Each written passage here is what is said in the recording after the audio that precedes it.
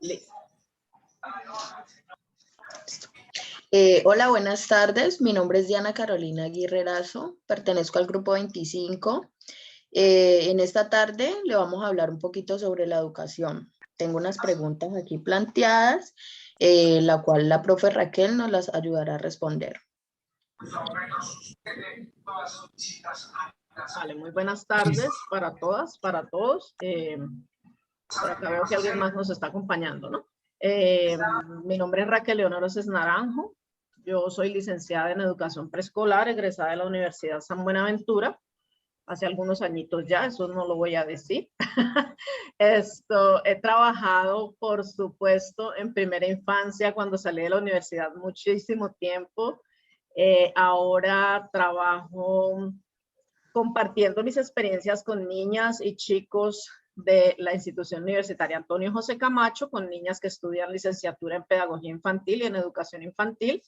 Hace 14 años estoy ya en la institución, también lo hice en la Fundación Salamandra y de igual forma lidero procesos de formación a agentes educativas, exclusivamente pues como madres comunitarias ahora último y también a docentes del sector oficial. Un poquito eso es como mi trayectoria en este hermoso, pues en esta hermosa carrera, en esta hermosa profesión.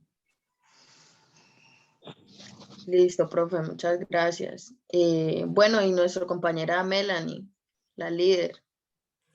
Buenas tardes, soy la persona que lidera el grupo y pues estoy aquí para apoyar a mi compañera en esta entrevista.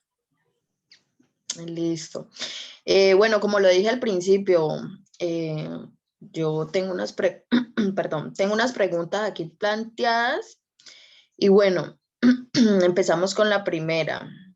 Doña Raquel, ¿usted qué opina de la educación en Colombia? Bueno, Carolina, Melanie, quienes están allí escuchándonos, es una pregunta bastante amplia de responder, pero bueno, yo siempre he sido muy sincera en todas mis apreciaciones y la educación en Colombia era buena. Hoy en día no estoy diciendo que por culpa ni de la juventud, ni del internet, ni de nada que tenga que ver con la parte digital ha cambiado, sino que sí le he hecho la culpa a los docentes.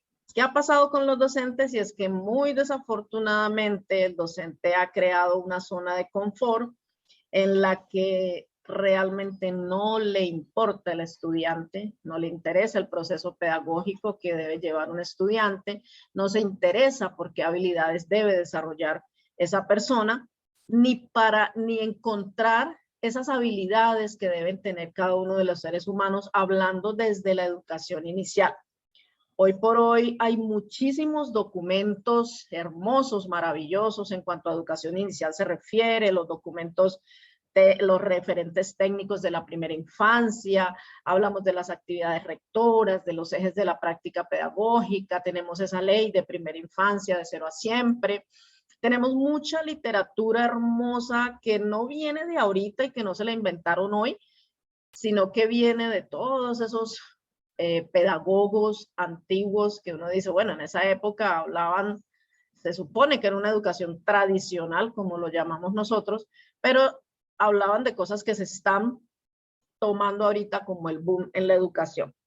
¿Y de qué es? Generalmente es de permitir que ese ser humano que desde los primeros años está en ese proceso pueda encontrarse, pueda descubrir quién es, pueda descubrir qué habilidades tiene, y no estamos haciendo eso. Para mí, Raquel Oces, el gran problema de la educación es esa, es que nos estamos quedando en llenar a los estudiantes de una serie de contenidos que, pues bueno, se encuentran en internet, tú puedes con un clic encontrarlos y ya no hay lío, no hay necesidad de ir a una institución para acceder a ellos. Pero no nos ponemos a pensar, bueno, vamos a ver qué habilidades voy a encontrar en este estudiante. Todavía estamos tomando a los estudiantes como un grupo de 20, 30, 10 personas que tenemos en un aula y no estamos pensando en individual. la educación no tiene que ser para un grupo, o sea, sí y no, sí, porque realmente yo debo como maestro y maestra buscar las estrategias que me permitan que todo ese grupo acceda al aprendizaje, pero no si yo quiero que todos aprendan igual. Y yo creo que ustedes deben saberlo como estudiantes de esta área, que todos somos diversos y hoy en día se habla muchísimo de esa diversidad, de la diferencia, de entender esas diferencias del otro, pero es muy lindo que se hable y que de boca para afuera se diga eso, pero pues no se aplica, ¿sí? Si nosotros vemos ustedes que son tan sardinitas, la educación de ustedes es exactamente la misma la que yo tuve, y yo ya soy un poquito más grande. Entonces, ¿qué está pasando? ¿Es el gobierno? ¿Es el sistema educativo? No. Es el maestro que sigue con las mismas ideas de hace 10.000 años y no quiere cambiar. Es aquel maestro que para él es más fácil de pronto tener las mismas guías amarillas y ya casi desbaratadas y dar exactamente lo mismo y hagan eso, o yo me pongo a hablar en una clase, bla, bla, bla, y 2 horas copien y luego se les hace un examen, a permitir que el estudiante construya conocimiento mediante unas herramientas que yo le estoy brindando y sea él mismo el que realmente aprenda teniendo en cuenta sus habilidades individuales. Un poco creo, pues así para ser muy, digamos, concreta, porque de eso hay mucho que hablar en cuanto a esa pregunta, nenitas. Listo, profe. Sí, la verdad también estoy de acuerdo. Sí, para que tiene toda la razón. Los maestros a veces son un poco como, pues Monótono. yo creo que eso se ve como más en el colegio, la secundaria y bueno. Bueno, por aquí tengo la segunda pregunta, es, ¿cómo fue tu educación? Bueno, yo estudié en un colegio de monjas, en el colegio de la Presentación todo el tiempo, primero porque mi papá no toleraba pues que uno estudiara con hombres y en esa época la Presentación era un colegio solo de niñas.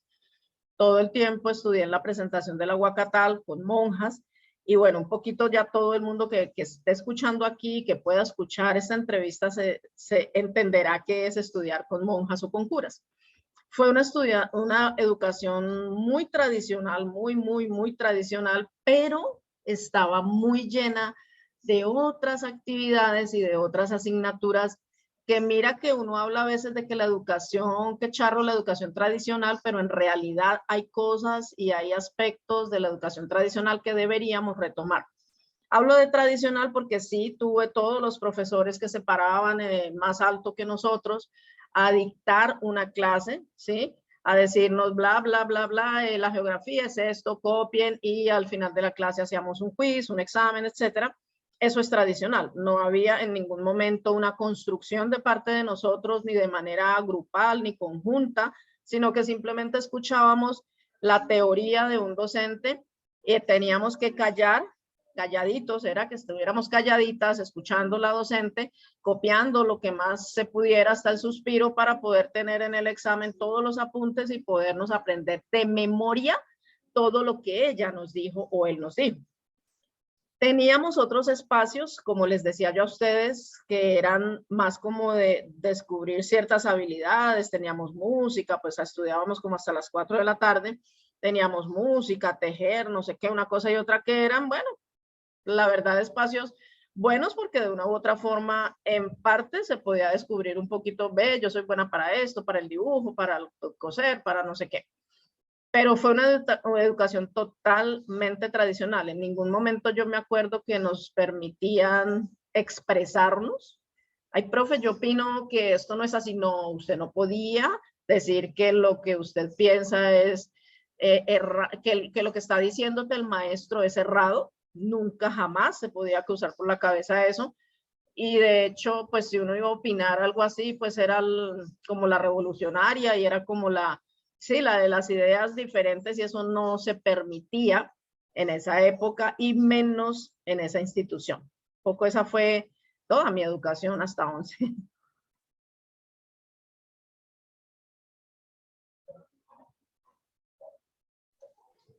Qué fuerte como eran antes, o sea, si de por sí a lo mejor eran así en colegios normales, no me imagino en un colegio así como de padres y de monjas, bastante compleja la cuestión. Sí. Sí, profe, y pues usted que tuvo la oportunidad de estudiar, porque pues algunas personas de su época de pronto les tocó como un poco más complicado, pero No. más sin embargo pienso que, o en base a lo que usted nos dice, siempre estuvo como que, por ejemplo, mi mamá contaba que usted alzaba la voz, alguna cosa para dar su opinión con una regla.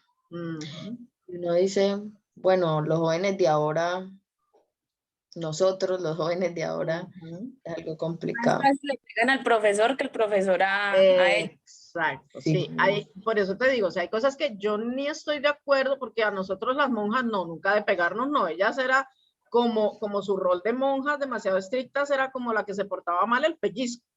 Pues yo nunca tuve pellizcos porque yo era hasta juiciosa, pero, pero pues sí tenía compañeras que se ganaban el pellizco, pero no porque pues era, digamos, eh, pues chicas de, digamos, de una clase social diferente y pues no se permitía tampoco como agredir demasiado. Sí sé que a algunos les tocó pues que arrodillarse en ladrillos y un mundo de cosas que, bueno, tampoco, ¿no?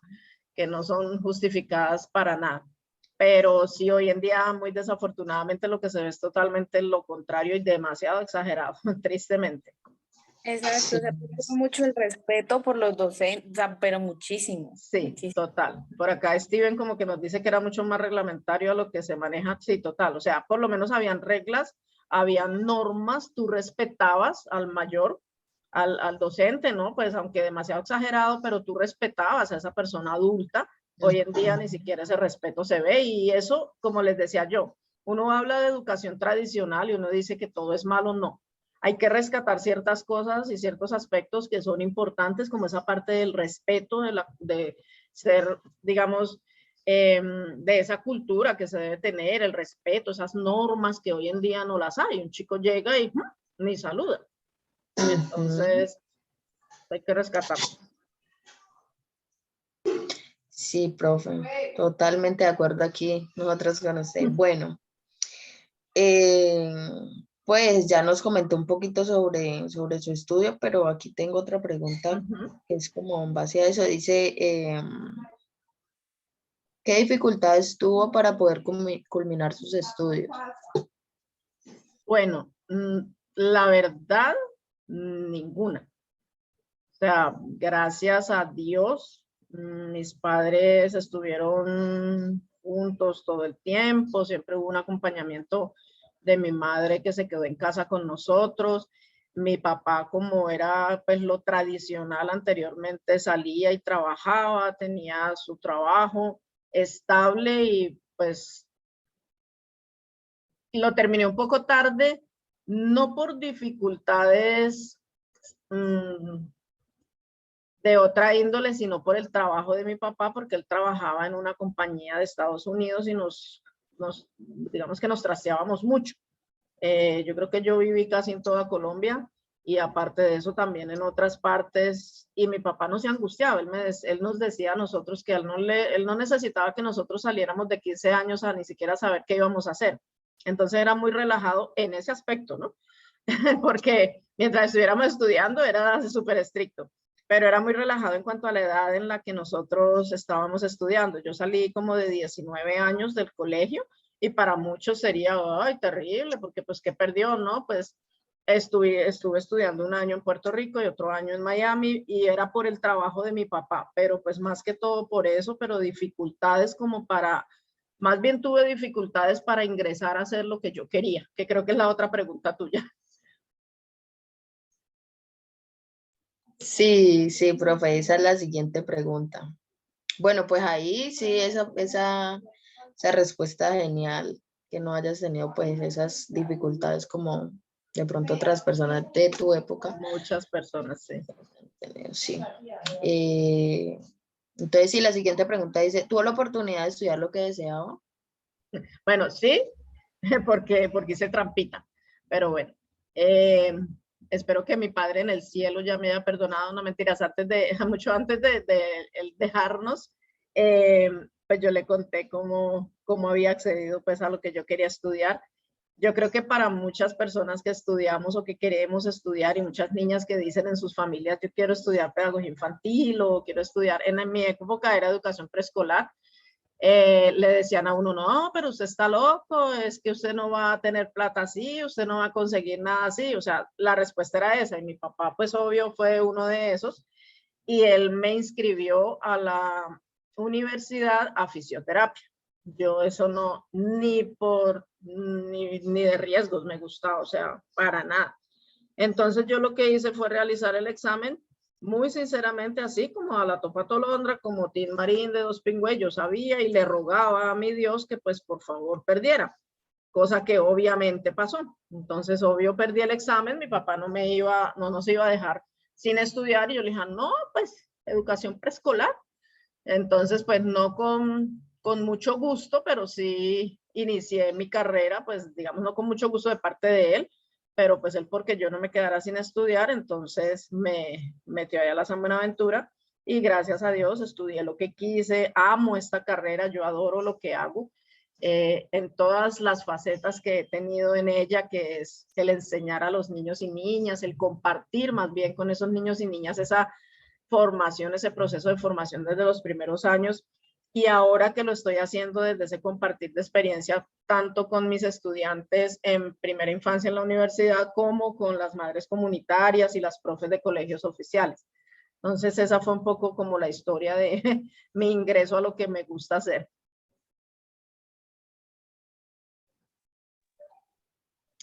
Sí, profe. Sí, Ay, qué como bueno. que los papás quieran meterlo a uno, incluso hasta ahorita, no solo en la época que eso te va a dar plata, o sea, es más que todo en que vas a trabajar, Ajá. tiene tanta demanda. Sí, pasa bastante, pero fue usted ingeniosa, realmente fue Tocó, ingeniosa, claro. tocó porque yo no iba a estudiar algo que no quería. Si hay algo que de pronto Carolina se ha dado cuenta cuando yo he hablado con Fabi es que uno en la vida tiene que estudiar y hacer lo que a uno le gusta. Yo no quería llegar a ser esas personas que uno encuentra en los diferentes puestos, cara de puño, amargados, que tratan mal al otro y eso simple y llanamente es porque a ti no te gusta ni te apasiona lo que haces. Cuando tú amas lo que haces, tú no tienes por qué tener una mala cara frente a lo que de hecho es una actividad que a uno le gusta, la está haciendo, le pagan por ella, pues por favor, o sea, ¿qué más puede uno pedir? Entonces esa es como mi manera de pensar allí. Sí, exacto. Listo, profe. Pues básicamente esas son las 5 preguntitas que yo tenía ahí, 5, 4. Entonces, pues no sé si mis otros compañeros que están aquí presentes tengan otra preguntita o algo así, o ya daríamos por terminada. Sí, con mucho Está. gusto, Steven, Dayana, ¿cómo están? Muy bien, gracias a Dios. No, bueno, me alegra. Buenas tardes, profe, y muy bien, gracias a Dios. Como tal, sí le tengo como una pregunta que es en base a lo que usted nos decía, la pedagogía infantil, Sí, señor. y es como, ¿usted cómo describe su carrera como tal? Aparte de verla como la pasión de lo que usted siempre quiso hacer.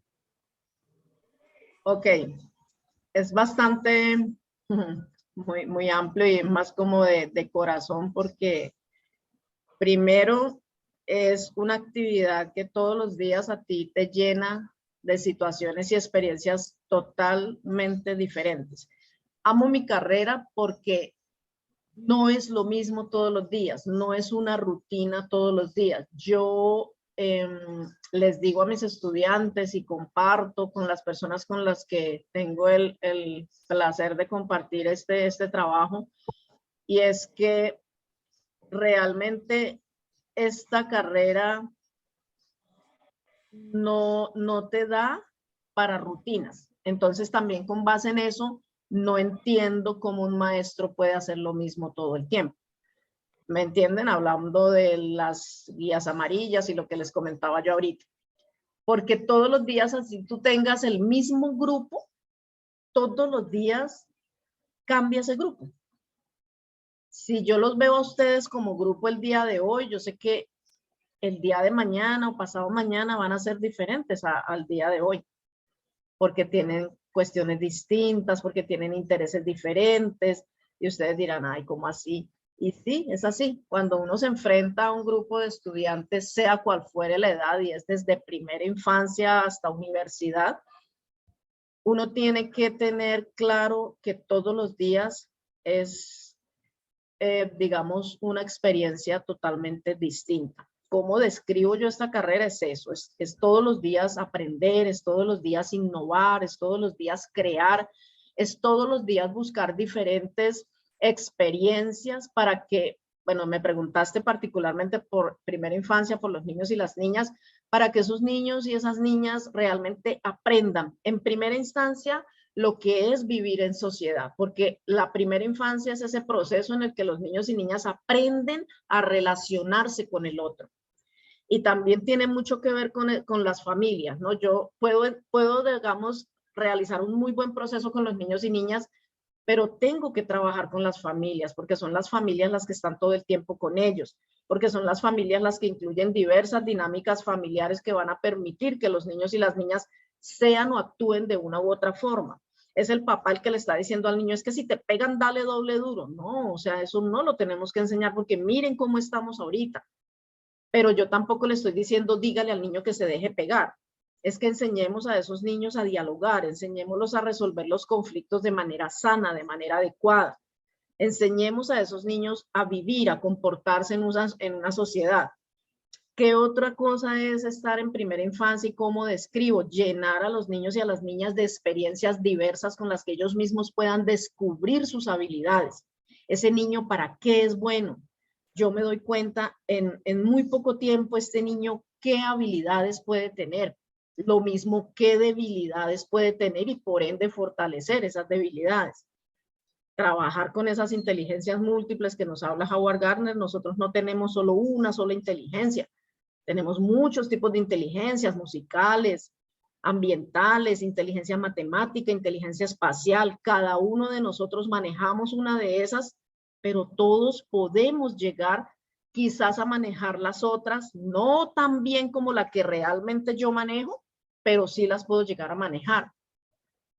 Y lo describo es así, Steven, es como una búsqueda diaria, por eso me encanta esto, porque no hago lo mismo todos los días, porque de hecho yo tengo una planeación divina, hermosa y preciosa, y cuando llego al sitio donde voy a trabajar con los niños y las niñas, en ese momento la planeación me da un giro de 360 grados, porque ellos tienen unos intereses diferentes y a mí me toca organizar esa planeación tan linda, hermosa que tenía a esos intereses, porque si no ese día no me va a funcionar nada de lo que tengo planeado. Entonces es estar siempre como pilas, como creando, como que cómo organizo esto con base en esos intereses. Eso es, describiría es eso, o sea, es totalmente pues un construir diario, estar pilas, a ser creativo. Es en primera infancia, Steven y Carolina, Melanie y Dayana, es ser un poquito payaso todos los días. Yo no puedo ser la misma, una profesora de uniforme todo el día, de cara lavada y peinadito bonito todo el día. Con los niños, no. De hecho, yo no lo hago ni con mis chicos de universidad. Yo todos los días llevo algo nuevo, algo diferente, juego con ellos, algo loco, y ellos me dicen, ay, profe, pero usted, sí, obvio, pero es que a mí, yo soy así, y me gusta ser así, y me divierto. El primero que se debe divertir en el aula es el docente, y eso es lo que nos está fallando también bastante. Entonces, un poquito es como, respondería yo eso, Steven, a tu pregunta. No, sí, profe, concuerdo mucho con usted dice, salir de la cotidianidad y ser como más dinámico, buscarle las cosas divertidas a lo que uno quiere enseñar. Sí, total. Y pues básicamente le pensaba en una pregunta, pero pues ya la contestó, que era como la importancia de la primera infancia, pero ya pues ya me la contestó diciéndome qué es lo importante desde los niños enseñarle y cómo se trabaja con las familias. Sí, total. En primera infancia, proceso de socialización. En primera infancia no tanto importa que tú le enseñes a los niños y a las niñas ABC, del 1 al 20, no, dame un segundo, por favor, es que mis perritos están aquí alborotados. Eso no es tan importante, los niños lo van aprendiendo poco a poco, entonces no se angustien y digámosle a las familias que no se angustien tanto por eso. Enséñeles más bien a ser personas, enséñeles a compartir con el otro, a comunicarse con el otro, a hablar con el otro, a vivir en este mundo que les ha tocado en los diferentes entornos. Enséñele a comportarse con el otro, enséñele a ser un ser autónomo, a hacer las cosas bien sin necesidad de tener un policía al lado. Enseñémosle eso a los niños y lo demás se va aprendiendo con base en el juego y con todas las otras estrategias que les brindemos. Me gustó mucho esa última reflexión porque básicamente de eso se trata este proyecto, porque es como por ejemplo, las personas que no han tenido, o sea, que se salen del colegio, estudian hasta cierta parte, más que todo jóvenes, porque, bueno, si antes no había oportunidades, pero ahorita es decisión de ellos, de que no, que parece estudiar, pero todo eso es un proceso desde que son chiquitos, cómo los educan, qué les enseñan. Los padres son primordiales en esto porque no todo se aprende en el colegio y tampoco no todo se aprende en la casa. Entonces, muy bien, me gustó mucho esa reflexión. Mira, Melanie, que lo que tú dices es importante también porque hay que darles, digamos, a los padres la responsabilidad que deben tener, ¿no? O sea, hoy en día nosotros vemos que la familia está muy fresquita y llegan y nos tiran a los niños allá desde muy chiquitos a los CDIs, a los hogares comunitarios, a los jardines, a los colegios, edúquelos. Y entonces uno tiene que también muy cariñosamente y amorosamente decirles, stop, eduquémoslos. Porque es que el primer agente educador es el hogar. Y nosotros, cuando el niño sale de su entorno hogar, lo que debe hacer es continuar esa institución, ese proceso que supuestamente trae en el hogar, pero bueno, sabemos que el cuento es totalmente distinto, entonces tenemos que empezar también a educar a esas familias. Eduquemos a esas familias para que, hombre, pues colaboren en ese proceso, y si trabajamos aunados, familias, instituciones, entes gubernamentales y sociedad, mire, esto es maravilloso y va a cambiar un poquito, pero si seguimos cada uno por nuestro lado, no va a salir muy bien.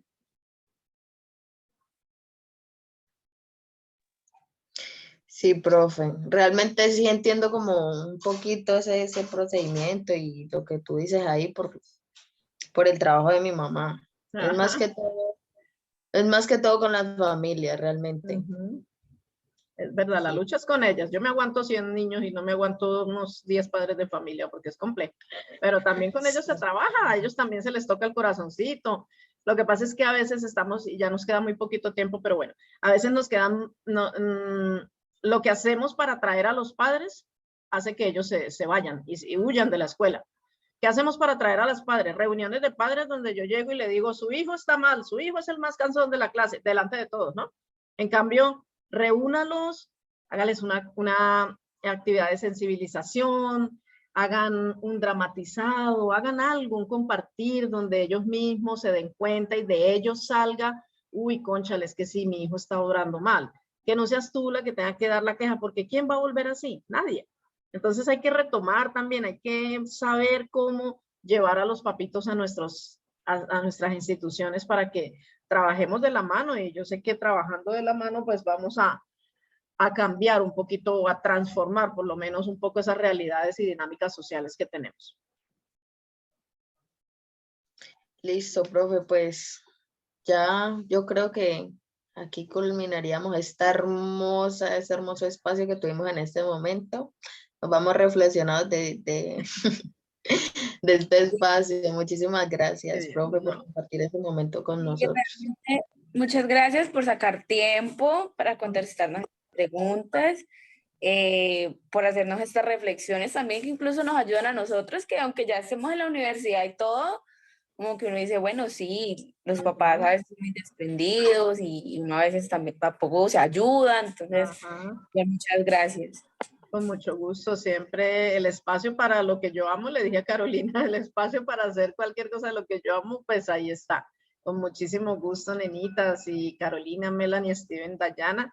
Espero que realmente esto les sirva para su trabajo, para su vida, porque recuerden que todo lo que uno hace en el estudio, y como tú dices, Melanie, aunque estemos en universidad, no importa, pero ustedes siguen siendo seres humanos y todo esto tan bonito que es la pedagogía tiene que ver con el ser humano como tal.